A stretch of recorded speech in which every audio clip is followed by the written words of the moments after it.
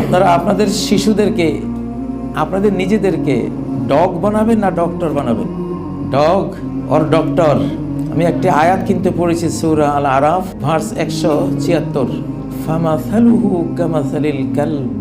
আসমানি গ্রন্থের জাতি হয়ে আল্লাহর ভার্সগুলো পেয়ে, আয়াতগুলো পেয়েও যারা এই জ্ঞানকে কালচারে, দীক্ষায় পরিণত করে না, এডুকেশনকে কালচারে রূপান্তর করে না, বরং অন্যদিকে চলে যায়, ফামাসালুহু, হিজ এক্সাম্পল কামাসালিল কালব is like the example of the dog. কে বলছেন? তার এক্সাম্পল, উপমা হলো একটি কুকুরের উপমা। সে একটি কুকুর। সে কি? একটি কুকুর। কুকুরের চাওয়া পাওয়া কি? সে ময়লা খাবে। সবচেয়ে তার কাছে মানে সুস্বাদু খাবার যেটা আর কি, তার লাক্সারিয়াস, খুব টেস্টি যে ফুডটা সে খায়, সেটা হলো টয়লেটের ময়লা। আমরা কি এখানে সব ডগ বসে আছি না মানুষ বসে আছি? ওকে, কিন্তু কোরআনিক দর্পণে একটু আসি।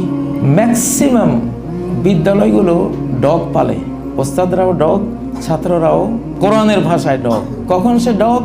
যখন সে আল্লাহকে মাইনা